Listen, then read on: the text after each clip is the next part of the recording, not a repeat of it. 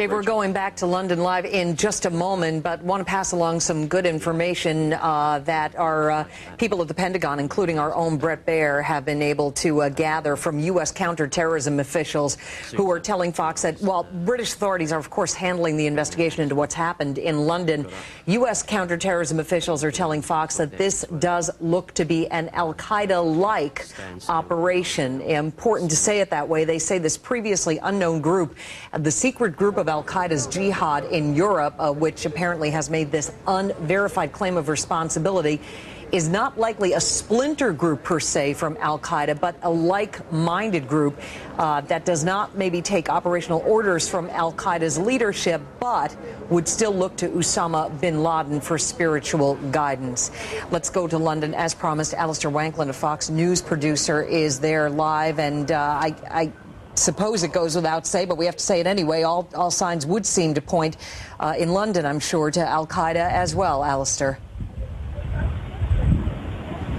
Bridget, those terrorist bombs ripping through transportation in the city centre during the morning rush hour, and now we have thousands of people out on the streets. They've done a day's work. They're trying to head home. The transportation system really is paralysed across the centre of the city of London. A lot of people are gathering behind me here to look at one of the buses, a bus that was destroyed. The roof of that bus seems to be ripped off. Police have cordoned off the area. It's now a block or two where public are able to get to.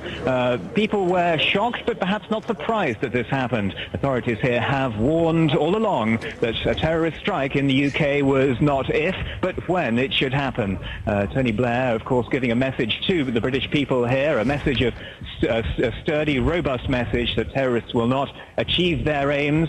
Many Londoners heading home today at the end of the working day will be reflecting on that their nation not only signed up to the war on terror, but is committed to defeating potential terrorists here at home. Everyone, of course, awaiting word on exactly who carried out those attacks, and the UK authorities promising to get to the bottom of that. Many Londoners here, as they walk home with the underground, the subway systems and the buses paralysed, will be wanting to know for themselves who was behind these things, and they'll be hoping to hear from the authorities concerned. Bridget?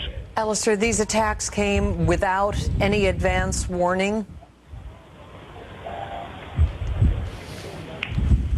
Richard, it seems there was no advance warning here. We're not told of any, certainly. But we are told that authorities were prepared for it already. They've opened some kind of crisis coordination centre, we're told, in London. There are special phone numbers for concerned relatives to ring about people they haven't heard from. And we're told that senior police and intelligence officials perhaps have been on the case all along, not necessarily knowing when the terrorists would strike, but now that they have struck, it seems that people were prepared, and there is some kind of mechanism to help to deal with the aftermath. Bridget. We heard from Tony Blair about 4 hours ago. Are we likely to hear from him again now that he's back at 10 Downing?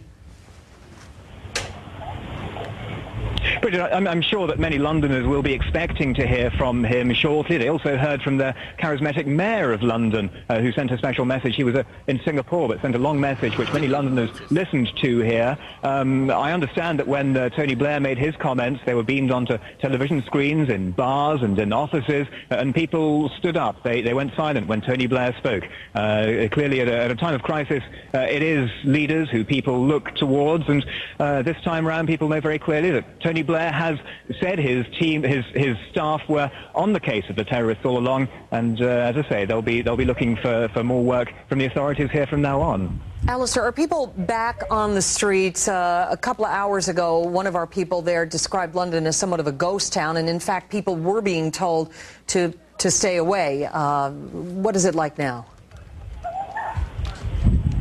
That's right, but Bridget, these attacks happened just as the morning rush hour was ending, so you already had millions of people who had commuted into London for a normal day of work. They now, presumably, are mostly leaving their offices, starting perhaps a long walk home with no public transport to use. So there are a large number of people here. Roads are fairly empty. It seems that people with private automobiles have been observing that request by the police to stay out of London. And we're also told that that perhaps some public transportation may be back in action within a few hours, although as it currently stands, the centre of London is basically on foot as people observe those requests by the authorities here. Alistair, this is David Asman talking to you. I'm just wondering, we're very pleased to find out that there's no more folks trapped underground, but some of those tubes, some of those subways in London are very far underground, and I know the Russell Square station in particular, when you get out of the train, you have to take an elevator to get up to the street level. How did they go about clearing those folks out?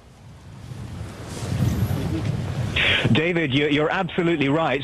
Some of the subways in London were built in the 1880s. They go back many years, and so therefore they were built without this kind of evacuation in mind. It's not clear how casualties were evacuated from Russell Square Station, the one you mentioned, in addition to the elevator shafts, and may just have been legwork going up those stairs. But certainly Londoners who commute into the centre in their daily lives, they're aware all along that it's very difficult indeed to search everyone, make sure that potential terrorists are not carrying bad stuff down into the subway system.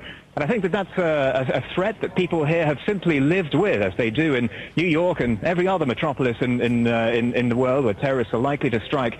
That's something that people have lived with here, and they've listened to those messages from senior police officials in the past that it's not when terrorists strike, it's not if terrorists strike, it's when they will. And it seems that today, David, they did. And Alistair, another perhaps a favorable coincidence is that there are a lot of hospitals in the Russell Square area. Were they overloaded? I mean, with hundreds of casualties, or did they have enough space to treat everybody? And they're still treating quite a few patients.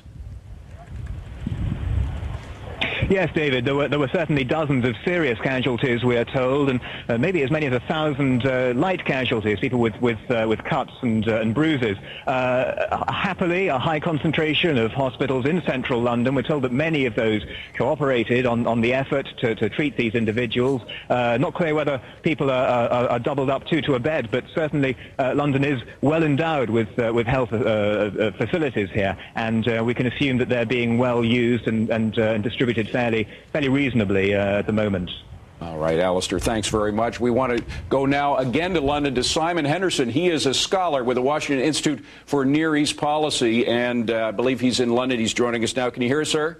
Yes, I can indeed.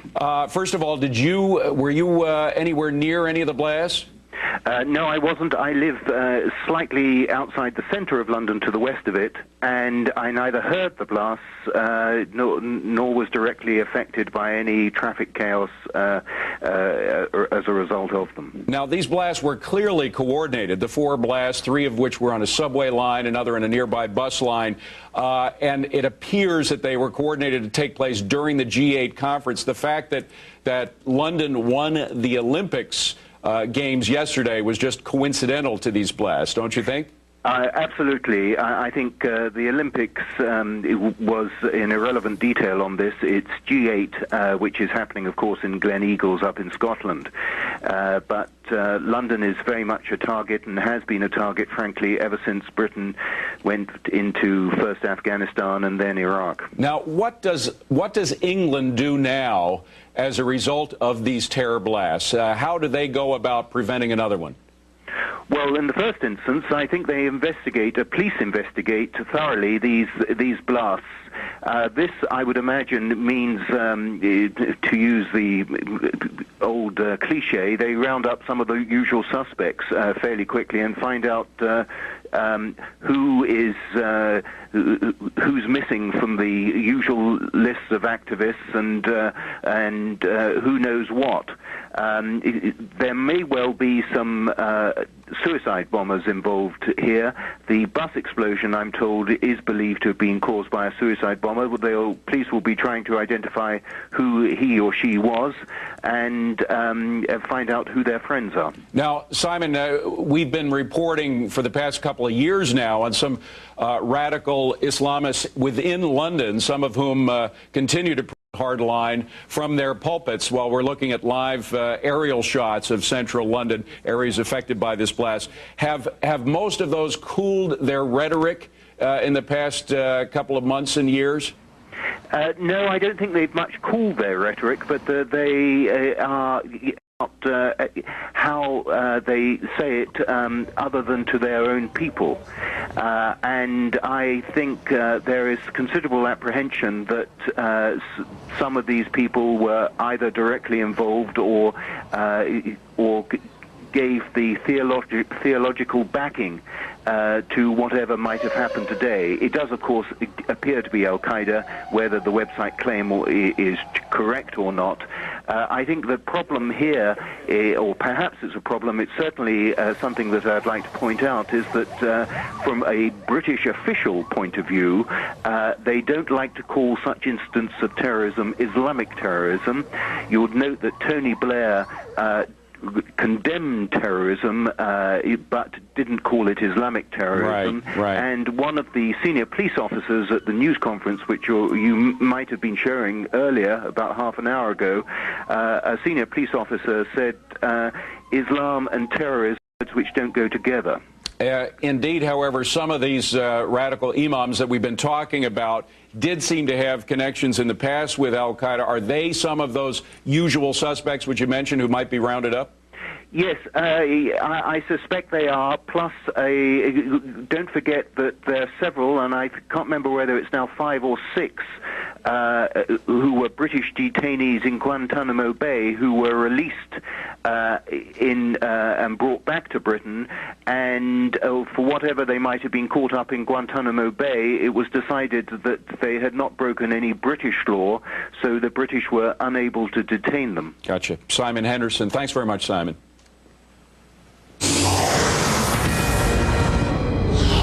Fox News alert and a recap for you of the events in London at the bottom of the hour. 4 blasts rocking the London subway and tearing open a packed double-decker bus right during the morning rush hour today, sending bloodied victims fleeing in the worst attack on London since World War II.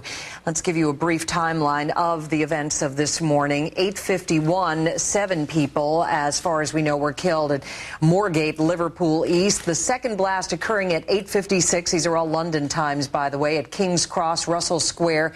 At least 2 people were killed there. And then at 9:17, Edgware Road, anywhere from 2 to 3 trains were involved there, and 5 people were killed. Then at 9:47, a 4th blast that occurred on that bus that we told you about, a double-decker bus that was packed with people. The number of fatalities there at Tavistock is still unknown. So right now we have a total dead of 33 people, but again, that does not include the people who were killed on that double-decker bus. As far as other casualties, we understand that some 45 people were seriously or critically injured, some amputation victims, burn victims among them. Another 300 people were treated for minor injuries, some 100 ambulances responding to this scene. The system, however, now has been cleared in London. From what we understand, the rescue workers, the emergency services performed magnificently. In the words of one of the officials there, no one else is believed to be trapped in the subway system. Those subways, by the way, will not be opening again for the most part until tomorrow. Some buses in London will be up and running again later today. As for who is responsible, a group calling itself the Secret Organization of Al-Qaeda in Europe posted a claim of responsibility that has not been authenticated. British officials say this came without any advance warning. Whether this was the work of suicide bombers or packages left there at the stations, that is unclear at this point. The investigation, as you would guess, is underway. There is no indication, by the way, that this was anything but conventional explosives. Now, as for what's going on in the United States, President Bush isn't here. As you know, he's at that summit over there in Scotland. The president had some words this morning from Scotland telling Americans to be extra vigilant. Is concerned. U.S. trains are now on orange level. Our national alert level has not been raised, but certainly security all over the nation has been raised. Let's get more on that. We're expecting to hear from the Secretary of Homeland Security in less than 15 minutes' time. Fox News national correspondent Catherine Herridge with more about that from D.C. Catherine? Yeah, Bridget, here's a rundown. We've got that news conference coming in about 15 minutes. Secretary Michael Chertoff of Homeland Security, and what we expect is that he will formally announce that they're taking the train systems in this country and putting them on orange. That's the second highest state of alert. So we're talking about subways, commuter trains, also national links like Amtrak. Now, there is a precedence for this. Last summer, as you recall, Homeland Security put financial centers in New York, New Jersey, and Washington, D.C. on this heightened state of alert, the orange alert, based on intelligence that they had gathered in Pakistan from individuals and also from computers, that quite detailed surveillance had been done of these sites. Secretary Chertoff has been in the office since February 15th of this year, and this is arguably his first big test. And I think what's significant is that already today he's set up something called the Interagency Incident Management Group, or IIMG. It's a very high threshold to cross for this group to kick into play, and let me explain why. The members of the IIMG are principals from all of the main departments and bureaus in this country. So we're talking about the Department of Justice, the FBI, the State Department, Department of Transportation. The list goes on and on. These principals provide information and advice to Secretary Chertoff so that he can decide what kind of measures have to be taken for the country to possibly respond to any further attack, or whether they think there may possibly some sort of information that suggests something would be targeted here. Now, the information I was told is that there's nothing in the threat information that suggests that's possible. But the fact that they have stood up the IIMG suggests that we're really at a heightened posture in this country. The last time they did it in response to an incident was in the winter of 2003, when the country was put onto orange alert. That was based on information that they thought al-Qaeda and their sympathizers might try and launch attacks by hijacking planes overseas from London, Paris, and Frankfurt and flying them into that country. So we'll get a pretty good readout from the Secretary in about 15 minutes' time. And as we expect, he'll announce formally that they are raising the terror alert level to orange for the rail system here in the United States. All right, again, Bridget. looking for that live in 10 minutes. Catherine Herridge, thank you. David? Joining us now live from London, a man who spent a lot of his time trying to stamp out terrorism, particularly in the British Isles. Senator George Mitchell joins us now from London. Senator Mitchell, I guess you were there for the G8, no? No, I was here for other business relating to Northern Ireland. I spent a few days in Northern Ireland and came to London last night. How has it, every time we think we're over the worst of it, over the hump, something else happens, reminds us that we are a world at war. Will this refocus the folks at the G8 on that fact? It clearly will have an effect there, and I think across all of the Western world, certainly here in Britain. The British are a tough and resilient people. They can't be bullied, and I think this will refocus their attention. I believe the police and intelligence agencies have been concerned for some time about some form of attack here, although they haven't obviously been able to identify in advance where and when it would come. This was a coordinated attack, clearly, from all indications as of now. It was apparently a time to coincide with the G8. The fact that London yesterday won the Olympic Games in 2012 seems coincidental to all this, but might this blast affect that decision? I doubt it very much. The Olympics, of course, are 7 years off. It's the 2012 Olympics that London was chosen for, and I'd be very surprised if any change were made because, of course, wherever they hold them, this type of attack might occur. It's going to be in a major city in any event. Now, we have, I don't know if you've heard, Michael Chertoff, Secretary of Homeland Security here, is going to be talking in just a few minutes about raising our terror alert to orange for rail transportation within the United States. How is London being closed down as a result of these blasts? The subway system has been completely closed and will reopen tomorrow, I understand. The bus system in central London has been closed. There may be some lines that resume in the periphery later today and tomorrow, but it's had a clear effect. I spent much of the day in central London at the Parliament building, which I think you can probably see in the background here, and at government offices there meeting on an unrelated subject. But while the security was very high, a lot of police and a lot of barriers, paradoxically, the traffic is way down. Obviously, there aren't as many people moving around today. Final question for you, Senator. We have a lot of disagreements with our allies on issues dealing with Iraq and other countries. But on the terror issue, how close an alliance do we have? Oh, I think it's very strong. I don't think there's any doubt that the leaders gathered in Gleneagles are well aware of the enormous challenge that's faced. And what this points up to, it's just about impossible to completely prevent this from occurring in an open society. What is most effective, I think, is intelligence. That is, the ability to infiltrate, penetrate these organizations, find out in advance what they're doing, and then through effective police and other work to preempt them. In this case, it's very clear that an ounce of intelligence, good intelligence, is worth a pound of cure after the fact. And I think that they'll be enhancing their coordinated anti-terrorist activities in the future. Senator George Mitchell reporting live from London for us. Senator, thank you so much. Bridge? All right, Dave, I want to go to the Pentagon right now. Our Brett Baer there has been working a couple of angles of this story, including whether al-Qaeda is indeed behind this attack. Brett? Bridget, first let's talk about the security levels as we get ready to hear from the Homeland Security Secretary about raising that level to orange for transportation. I can tell you that the U.S. military has raised the force protection level for U.S. Air Force bases in the United Kingdom from Bravo to Charlie. Charlie is the point when an incident has occurred or there is intelligence that a terrorist attack is likely at that facility. So those facilities are now at Charlie. Here at the Pentagon, we are still at Bravo, but there is definitely a sense of increased vigilance by Pentagon police, a lot of them holding AK-47s, increased numbers of police. They're doing what's called random anti-terrorism measures, stopping cars on the road outside the Pentagon, also checking luggage of people coming in. So there's definitely a sense of increased security here in the building. But again, the force protection level is still Bravo for the Pentagon. And the bases in the UK, it's Charlie. Throughout Europe, it's Bravo. Bridget. And Brett, about al-Qaeda, I know you've been talking with some counter-terror officials. Obviously, perhaps a splinter group has claimed responsibility. Do we know if that's for real?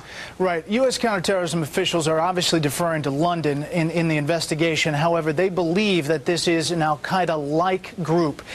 In other words, this group perhaps doesn't take operational orders from Osama bin Laden, but looks to Osama bin Laden as a spiritual leader. They point out that London is a spot for a lot of possible terrorist cells that Scotland Yard had been looking at. There are a lot of disaffected Arabs. You point back to Richard Reed, the shoe bomber, also to the ricin scare in London.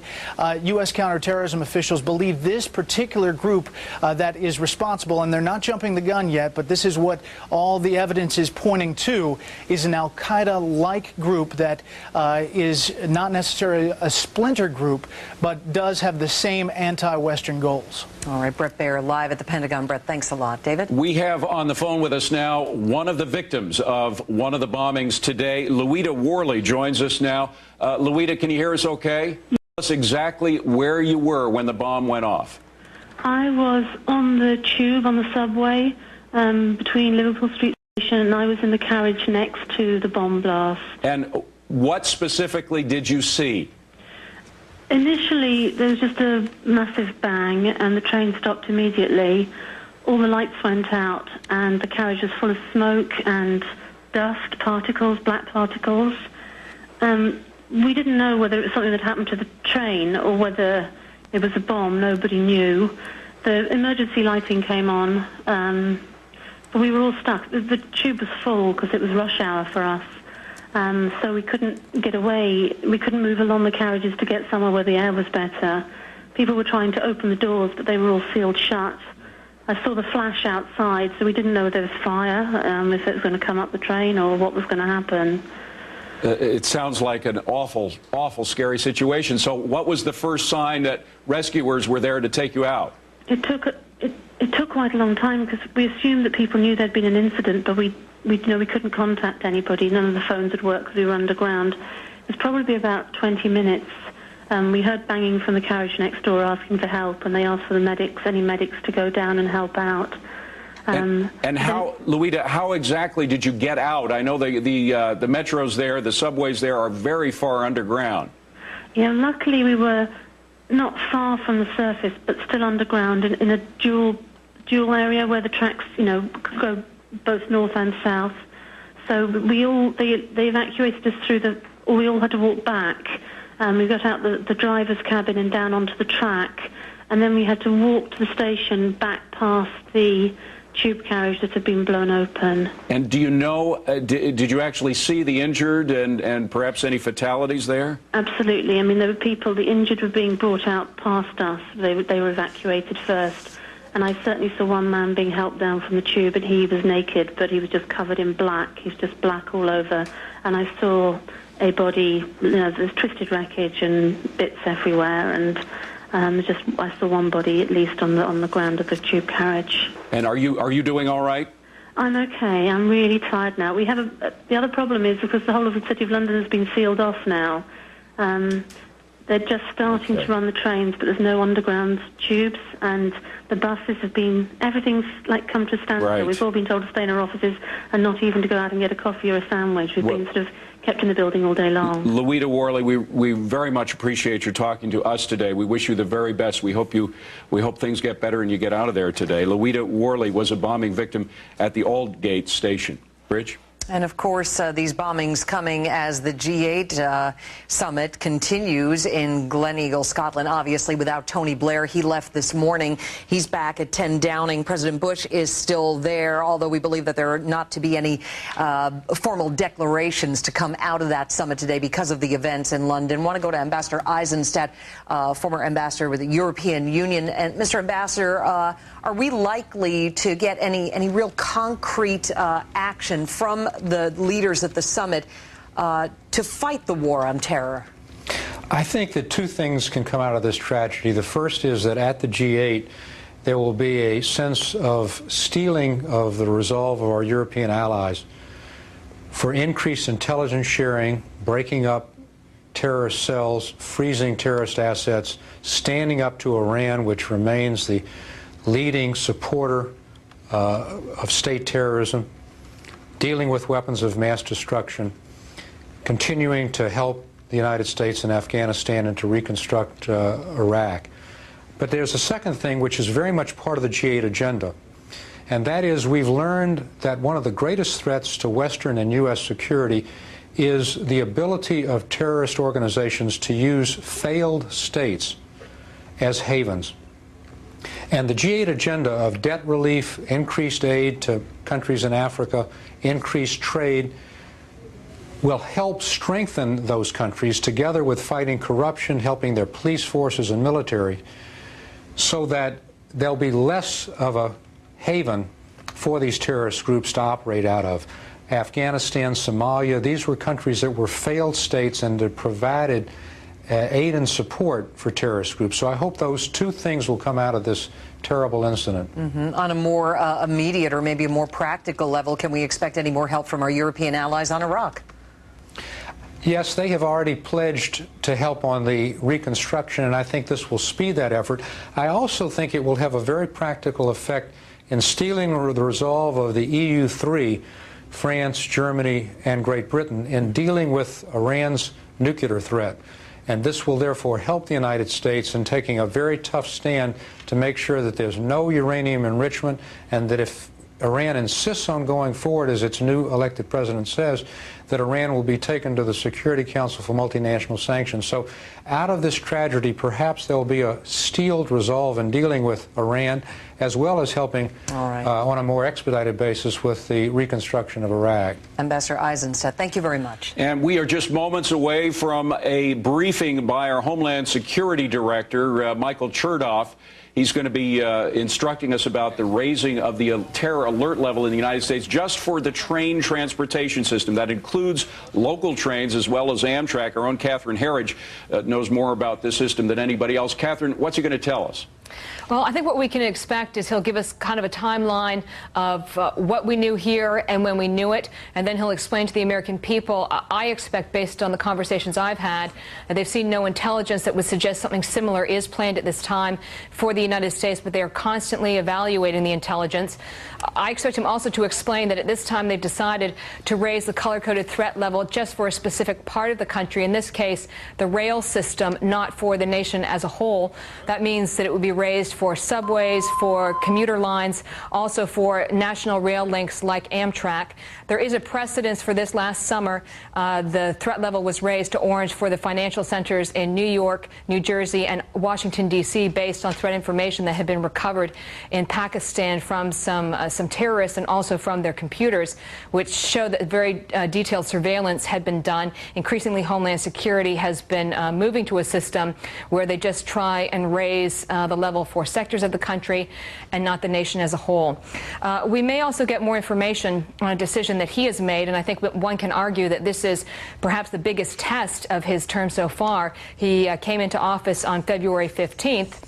That he stood up what's called the Interagency Incident Management Group, or IIMG. Now, this is not an acronym you hear very much, and the reason you don't hear it very much is that there's a very high threshold in order to bring that into play, because it's all the principles of the key agencies here in this country. Now, David. What about airlines, Catherine? Any chance that there could be change of procedures at airports?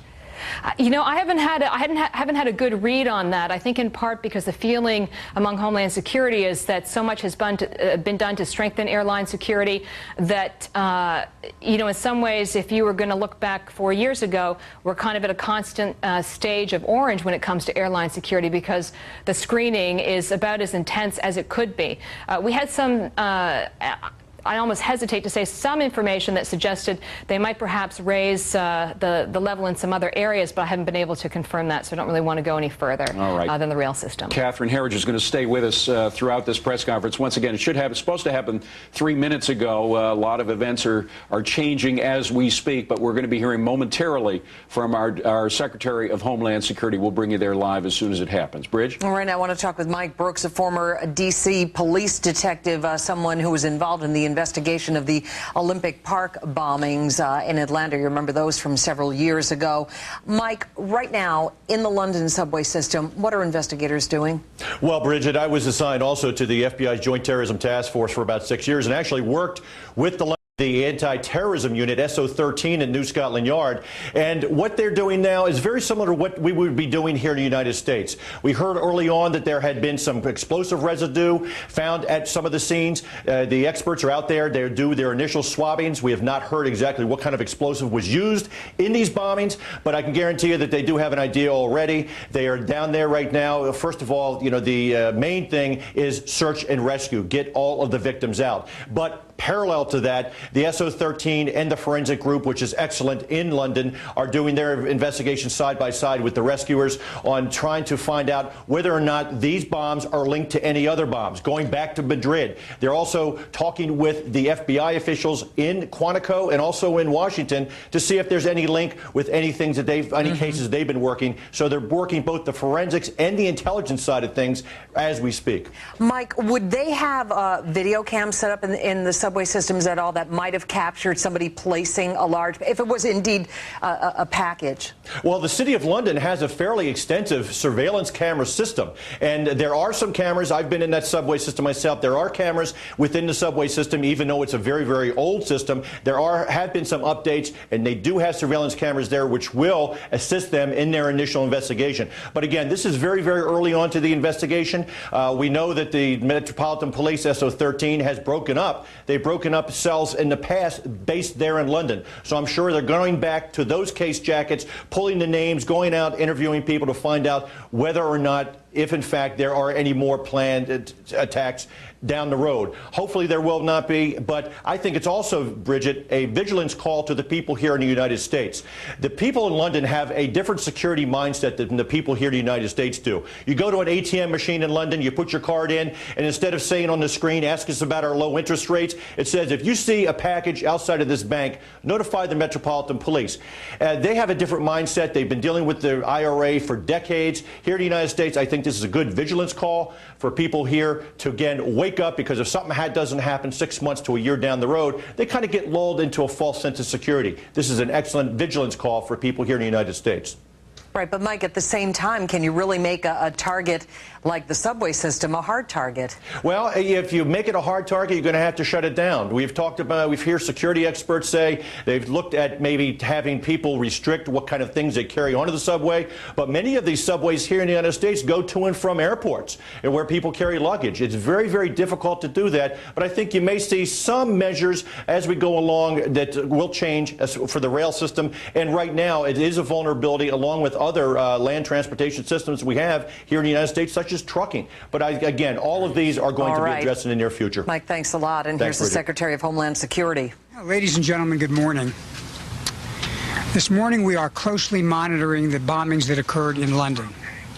I have spoken to the President and my counterpart, the Home Secretary, in the United Kingdom. The thoughts and prayers of the American people are with the victims of this tragedy and with our friends in Britain. In light of today's attacks in London, the United States government is raising the threat level from code yellow, or elevated, to code orange, high, targeted only to the mass transit portion sector. I want to emphasize that. Targeted only to the mass transit portion of the transportation sector. This includes regional and intercity passenger rail, subways, and metropolitan bus systems. We are also asking for increased vigilance throughout the transportation sector. Currently, the United States has no specific credible information suggesting an imminent attack here in the United States. However, we know the tactics and methods of terrorists, as demonstrated by the horrific rail bombings last year in Madrid. The intent of al-Qaeda and its affiliated organizations to attack in Europe and in the United States has been well documented and continues to be reflected in intelligence reporting.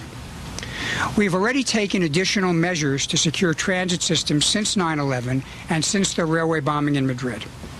At the direction of the President, we are working with the Department of Transportation, our other federal partners, state and local officials, and transportation authorities to take all necessary precautions and to increase the security of our transportation systems and the citizens who ride them. We have asked state and local leaders and transportation officials to increase their protective measures, including additional law enforcement, police, bomb-detecting K-9 teams, increased video surveillance, spot testing in certain areas, added perimeter barriers, extra intrusion detection equipment, and increased numbers of inspection of trash receptacles and other storage areas. We ask the public to remain alert and to report any suspicious activity, particularly in or around transportation systems, to local police authorities. But we are not suggesting that people avoid public transportation systems. Rather, we are asking that they use those systems, but with an increased awareness of their surroundings. We have been in continuous contact with federal, state, and local authorities, as well as with our allies in the United Kingdom and overseas. We are concerned, and we look to the United Kingdom authorities as they continue to investigate this incident. We are reviewing intelligence streams and information out of London very closely, and will continue to provide regular updates to the public when information becomes available. Again, our thoughts and prayers are with the British people and the grieving families. America stands with you in this time of crisis to assist and support you in every way possible. Terrorists may bomb and attack and attempt to use weapons of fear to shake the confidence and will of free nations and free people, but they will not succeed. We have a more powerful arsenal. It includes our resolution and our resiliency, an unyielding determination to do what we can and must to keep our citizens and our allies safe and to track down those who perpetrate incidents like this and to bring them to justice. Now, I thank you, and I'll take a few questions before I get back to work. Yes. What indications do you have that these attacks were caused by al-Qaeda, and what credibility do you give the internet message that was posted earlier this morning? You know, we obviously carefully evaluate any message, whether it be on the internet or whether it comes in any other form, to see whether it's credible. We're making those kinds of judgments as we speak. The Prime Minister has already indicated his presumption this is a terrorist act, and I think based on common sense, given what we've seen, that seems a pretty sensible prediction. Yes, Pete. Secretary, do you know of any information that any similar attack is planned for the U.S.? And if not, why raise the terror threat level? We don't have any specific credible information of an attack that's imminent in the United States. Nevertheless, I think prudence suggests that when we look at what happened in London, when we consider the typical way in which al-Qaeda has carried out its tactics, which includes simultaneous activity in various places, common sense again tells us that we ought to make some reasonable adjustment in the threat level with respect to those elements of the transportation system which parallel what was the focus of attack in London. And I want to remind you at this point that, of course, we have a general elevated level of preparedness all across the country in terms of transportation and all other sectors, which we've had in place now for some years and which does give us an increased sense of security even on a day-to-day basis. Yeah. Any intelligence stream or chatter in the months before this to indicate that something like this was afoot, or did the London bombings take us completely by surprise? I'm not aware of any specific intelligence that suggested this was going to take place. Again, obviously, for years now, we've lived in an environment in which we've had general intelligence reporting about the intent of terrorists to carry out acts both against us in the United States and against our allies. And it's been that mindfulness that has led us to, again, keep an elevated sense of preparedness as we go forward on a day-to-day basis. But we're going to continue to review and see what intelligence is out there as we go forward in the future. Yeah. Calls for significant increases in funding to better secure transit. Senator Schumer said he proposes an extra $100 million be added to the budget. But do you think there's sufficient funds? Should more money be added to better secure transit by grant funds from DHS? You know, I think we are looking comprehensively at the issue of security policy. We've done a fairly extensive review over the last few months, and we're going to be coming out with some policy proposals about what we need to do to enhance our preparedness and to make sure we're doing the best we can to optimize the protection we give our infrastructure. I wouldn't make a policy decision driven by a single event. I think our priority here is to get to the bottom of this, make sure we understand what the dimensions of this set of acts are, who perpetrated them, determine whether any lessons and intelligence that we're going to gain from this, and then move forward. Mr. Secretary, with the millions of commuters across our country, is it even possible to make these transit systems safe? You know, I think our transit systems are safe. And in the time period since 9/11, and frankly in the time period since Madrid, we've worked with the Department of Transportation, with our state and local partners all across the country to raise the level of everyday protection. And that includes detection equipment, it includes police presence, it includes protocols. So I actually think we have a very safe system. But the fact remains, we've had an incident in London. We feel that at least in the short term, we should raise the level here because obviously we're concerned about the possibility of a copycat attack. But again, we operate from a baseline of preparedness that is much, much stronger than it was prior to 9/11, and frankly stronger than it was prior to Madrid. So I think that's something which ought to reassure the American public, whether they travel on trains or whether they're in other forms of transportation. Thank you. Thank you very much. Any of your staff to alternate locations? We're here. You can see I'm here. We're going to continue to monitor the situation. Again, we always, as a matter of prudence, have in place alternative measures if we need to take steps because of some kind of an interference with our ability to operate out of this facility. But again, this is not an occasion for undue anxiety. It's an occasion for a sense of sympathy and solidarity for our allies over in Britain, a renewal of our determination to keep our country safe, and a measured and appropriate response in terms of dealing with what has happened overseas. Thanks very much. Thank you. I have one question for British television. All right. The Secretary of Homeland Security, Michael Chertoff, announcing that there is no specific credible information of any attack on the United States. The threat level has been increased to orange for underground and overground rail service in the United States and bus service. Amtrak, local metro trains, subways, buses have been placed on a higher alert. I'm joined here in Studio B with Martha McCallum to follow you through this situation. Of course, it all stems from bombings in central London. 4 bombings today, leading to at least 33 deaths. We know that there are more deaths than that as a result of a bus bombing, as well as the 3 subway bombings. We're not being told how many people died in the bus bombing. We don't know if the attacks were by suicide, homicide bombers, but more information is streaming in, including information like this. Because of Sign of the Times, we're getting these phone video images that are coming into Fox, into Sky News, our sister station from London, showing the damage, showing the chaos, the panic which occurred immediately after the blast. Of course, shortly after that panic, there was an orderly process to evacuate those on board the subways and buses who survived, to get them out of the subways. And even though some of these stations are far below underground, everybody that was involved in the incident underground has been taken out of the subway stations, thankfully. Again, there were four subway stations actually affected by 3 bombings in the subway system, and then that one horrendous bombing that ripped apart the top of a double-decker bus. We've got it all covered here on Fox. Just to outline exactly what happened this morning, if you're just tuning in, the first blast taking place at Moorgate, near the Moorgate Liverpool Street station there. That was at 8:51 London time. The explosion was about 100 yards beyond the station in the underground. Now, we don't know yet whether these bombs were placed on the trains themselves or whether they were in the tunnels. And, of course, that is part of the investigation that's underway now to figure out exactly where these devices were placed. 7 people are confirmed dead in that blast. 5 minutes later, 8:56 a.m. London time, and of course right in the heart of their rush hour, an explosion rocks a train between King's Cross and Russell Square. 21 people confirmed at this point dead in that blast. Then 9:17 London time, the third explosion rocking Edgware Road. This is a major transfer point on the London subway system, known as the Tube, of course, and there were 5 people dead in that incident.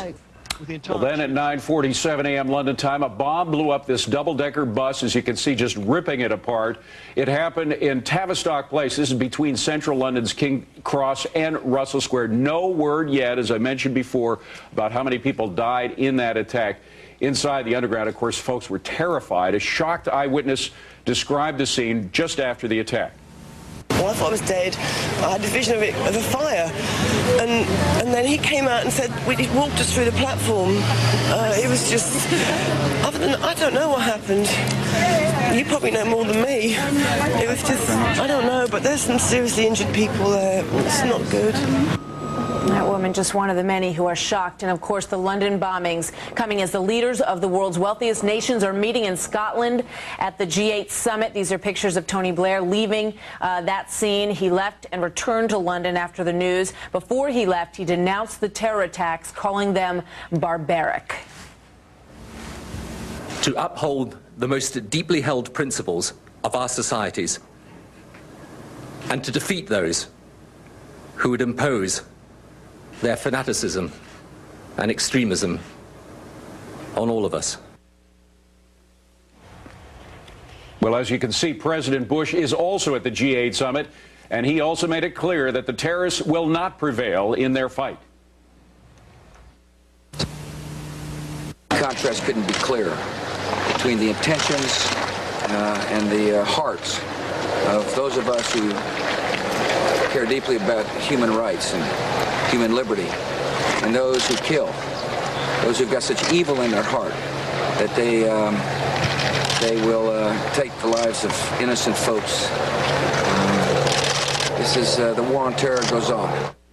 And now we have U.S. law enforcement agencies. We also just heard from Michael Chertoff at Homeland Security warning everyone to be extra vigilant. The Department of Homeland Security raising the terror alert on U.S. trains and subways, now taking it to the orange level of heightened awareness. And London police now saying it's unclear whether the bomb that went off on a bus near Russell Square was actually destined for the city's transit system. Let's go to Fox News producer Alistair Wanklett. He is live on the video phone in London. Alistair, what's the latest of what you're hearing? That bus is just around the corner from here, and behind me, thousands of people heading home from their office jobs. They're having to walk. They usually would be taking the subway system here, but all public transportation in London has been cancelled for the day. After those attacks in the morning rush hour, transport chiefs here decided they could take no more risks, and buses and subway trains are now at a standstill. And you have literally tens of thousands of people, perhaps more than that, now walking down, surging down the roads in central London. And just here in particular, they're pausing to have a look at that bus. It seems the roof was ripped off the bus, a number of casualties in this vicinity, not far from the bus. We're told also there was an explosion aboard one of those subway trains. People feel it came very, very close to them. It might even have been the subway station they would normally have used in their daily commute. Many people have perhaps been watching the television screen throughout the day, and they will have heard those messages of support from the U.S. President George Bush, appreciating America's fellowship at this time of hardness for Britons. But they may be shocked about what happened in the morning rush hour in London. Many people won't have been surprised. We've been told all along by police officials in the UK that a terrorist attack in Britain was not a question of if, but when. And it seems that that when was today. London, we're going to go to our sister station, Sky Network, now, that has an interview with Mayor Rudy Giuliani, former mayor of New York. Let's listen. So we could hear the sirens, and then kept getting reports of different bombings in different parts of the city. And as we were walking through and driving through the streets of the city, it was remarkable how the people of London responded calmly, bravely. Our hearts go out to them. We feel a tremendous empathy with them. I think every New Yorker would probably join me in saying that we feel very, very much, and understand what you're going through. And this is a difficult time, but the people of London have responded in exactly the right way, with bravery and by moving forward. And the emergency services people appeared to have responded as if they've been very, very well trained, and were expecting, not necessarily attacks today, but at some point they were expecting attacks like this, and they seem to be prepared for it. Thank you. What did you feel was the biggest single thing you learnt in the aftermath of 9/11, something that you could pass on that would be positive and helpful for the people of London in coping with this current crisis? In a strange way, a lot of our response to September 11 was modeling ourselves as much as we could on the people of London back during the Second World War. The incredibly brave way in which they withstood those attacks. I used that as a model for the people of New York City, and said if the people of London could go through the constant bombings every day during the Battle of Britain, we can go through what we're going through and be able to find a way out of it. So, the people of London have once again demonstrated that with this reaction to this terrible set of terrorist attacks, that they know how to care for those who have been attacked, do it in a kind and compassionate and professional way, and then at the same time, continue to move forward. If you walk through the streets of the City of London today, you see very resolved and very, very determined people. And I think in that sense, you really turn around some of what these terrorists are trying to achieve. They're trying to achieve chaos. They're trying to achieve an emotional response that shows that they can interrupt our way of life. And if we can respond the way the emergency services in London today responded, the police and everyone else, and the people of London, that goes a long way in taking a lot of the effect out of these cowardly and horrible attacks. But Mayor Giuliani, does what happened in New York on 9/11, what happened in Madrid last year, what's happened in London today, merely emphasize the fact that it is very difficult to guard against the threat of terrorism in the cities of the free world? Well, of course it is. These are all three cities that you mentioned are huge, gigantic. They're open places. They're cities that have democracy and freedom of movement. And just by that very nature, the number of targets is endless. And no matter how good your policing, and the policing in London is right at the top, one of the very, very best. Unfortunately, these people can try to figure out the places somebody isn't concentrating, isn't looking. And there are an endless number of places like that. So you do the best that you can to try to find out about these attacks in advance. Hard to say how many have been prevented that could have taken place up until this point by police work and intelligence. And then you've got to be ready, the way the police are in New York, and to then have the best emergency response possible. Because that saves lives, it minimizes the chance of panic, and this is a very, very well-trained emergency force. I could see that just by what I've seen both in person and on television. Rudolph Giuliani, former mayor of New York, thank you very much for joining us. Okay, that was compliments of Sky Television, which of course is our sister network in London.